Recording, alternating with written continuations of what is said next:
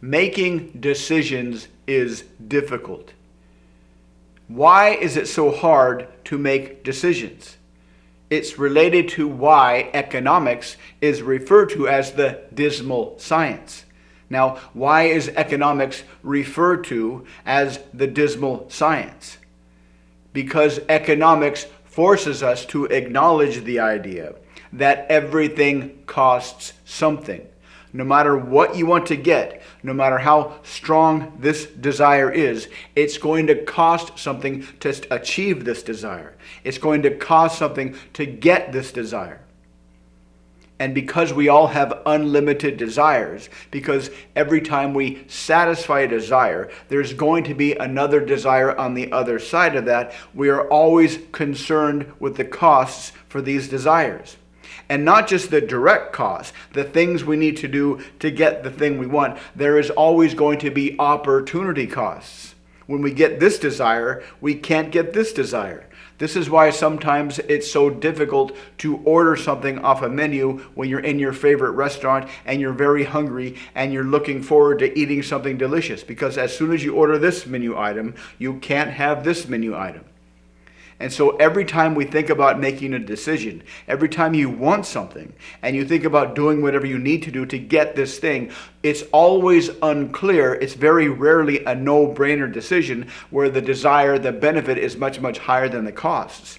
So whenever we make decisions, there's always this battle going on in our head.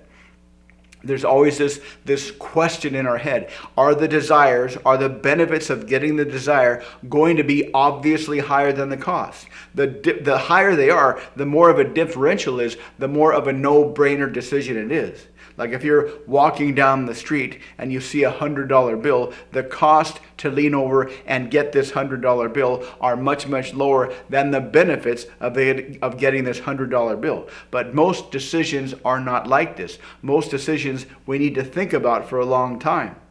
Marketing experts tell us that it takes at least 6 marketing messages to tip the scales in the favor of doing the action.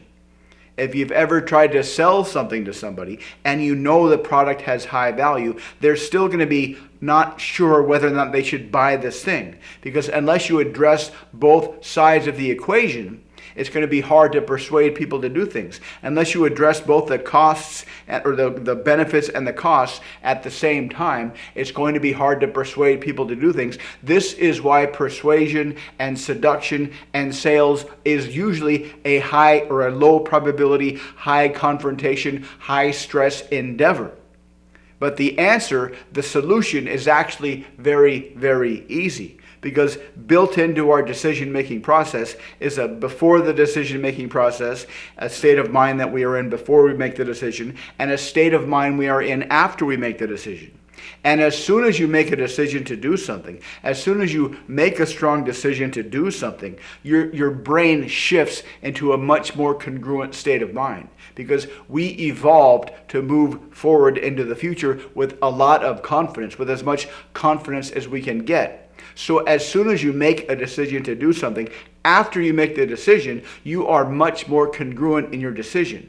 Because you've already made the decision, because there's no going back, you're going to remember this decision as being extremely congruent. You're going to remember this decision as being something that you did very, very confidently. So you can leverage this idea to make it much easier for you to persuade people to do whatever you want. You can leverage this idea to make it much easier for you to seduce people to do whatever you want. You can leverage this idea to make a lot of money in sales if that's what you want. Very few people recognize this idea. Very few people know how to do this. But because you are more advanced than those people, when your understanding of human nature, you can leverage this idea for enormous financial gain. You can leverage this idea for enormous social gain. You can leverage this idea for enormous sexual and romantic gain. So how do you leverage this idea? Well, the first step is to find out what it is the person wants. Find out anything that they want. Just this core, teeny, tiny desire that exists inside their head. Step 2 is to ask them to imagine getting this desire in a way that is perfect for them. Get rid of all the current considerations they might have for the costs and the benefits, and just get them to focus on the benefits. If you think about this product, Mr. Customer, and you think about being able to get this product in a way that's perfect for you, maybe from me, maybe from somebody else, maybe today, maybe a week from now, and you imagine having this thing in a way that makes it easy for you to imagine having this thing, what does that look like? What does that feel like? How do you experience life when you have this thing in the future? When you have realized your dreams in the future? When you've realized your future successful desires in the future? What is that like? It doesn't matter if you're selling something. It doesn't matter if you're seducing somebody. It doesn't matter if you're trying to persuade somebody to do something. Just find out anything that they want, anything at all that they want, and get them to imagine a future. When they get that thing, they have that thing in a way that's comfortable for them. That's the first step. And then the next step is to build that out as much as possible. Get them to imagine that future state. Get them to dream about that future state where they have the thing and they have already gotten the thing in a way that makes sense to them. Then ask them about some of the previous decisions they've made. Because every past decision they've made, they will remember this decision as being very, very congruent. They will remember this decision as being a very, very confident decision. Because remember, before the decision, we're not sure. But after the decision, we feel extremely congruent and confident. And so when you ask them about as many past decisions that they've made that you can, that will build up this congruent decision-making frame of mind in their brain. So ask them, how did you make decisions before that are kind of similar to this one? How did you make other decisions? How did you decide to buy your car? How did you know it would be the right car for you? How did you decide on your career? How did you know that would be the right career for you? How did you decide to choose your spouse or your boyfriend or your girlfriend or your pet? How did you know that would be the right decision? How did you choose what to eat for breakfast this morning? How did you know that would be the right decision? How did you decide what kind of coffee to buy this morning at Starbucks? How did you know that would be the right decision? How did you decide where to live where you're living? How did you know that would be the right decision?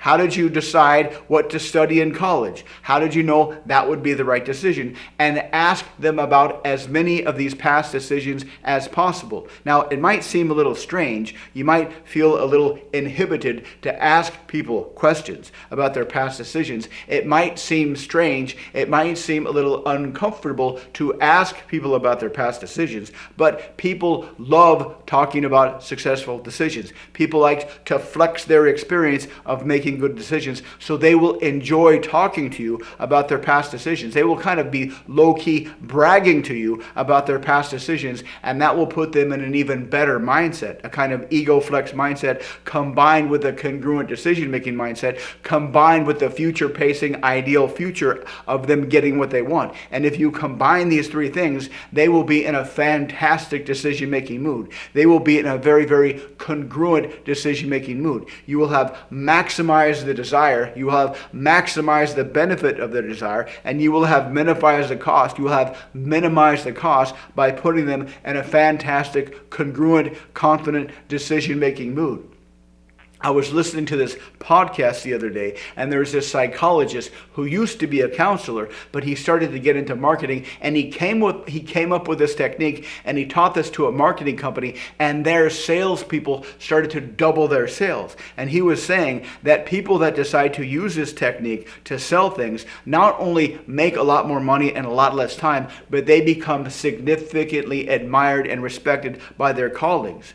Now, because you can understand this, because you can understand human nature in a way where you can apply this in a way that most people can't, you can make a lot more money in sales if that's what you want to do. Or you can simply become more persuasive by leveraging this technique. You can become more seductive by leveraging this technique. Any recent ideas you've had of what you want people to do can be easily achieved when you apply this technique, when you build up their desires, when you build up their past decisions, when you entice them to ego flex their decisions all over the place so they will feel fantastic through this trifecta of persuasive decision making, through this trifecta of seductive decision making. Now, I don't know about you, but a lot of people have been able to use this technique to get into a sales career when before they didn't want to get into a sales career, because people typically believe sales is a harsh, high confrontational, low probability endeavor. But when you use this technique, when you use this trifecta technique and get into sales, and you realize how easy it is to make a six-figure income in your part-time, this can open up the doors of what you might think is possible. Now, you probably already think a lot is possible, but when you look around the world today, when you look around out in social situations and you see all the people out there, and you start to imagine all of the things that you can get those people to do, get those people to do things that satisfy your needs, leverage their thinking processes to help you satisfy your needs, you might start to imagine even bigger dreams of your future. It is your desire to become successful that's going to make this very, very easy for you to apply in your daily life.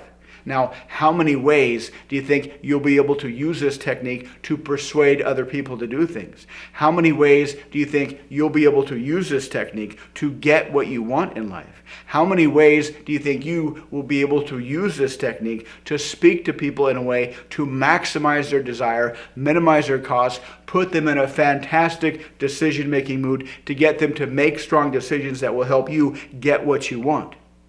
This is a fantastic thing to think about. This is a fantastic thing to apply in your life. And it will not only make persuasion much easier, but it will allow you to see the truth about human nature and make you feel you have absolute control over what's inside their brain and how they leverage what's inside their brain to make decisions to help you get what you want. If you'd like to learn more, check out the links below. Otherwise, thanks for watching, and I'll see you next time.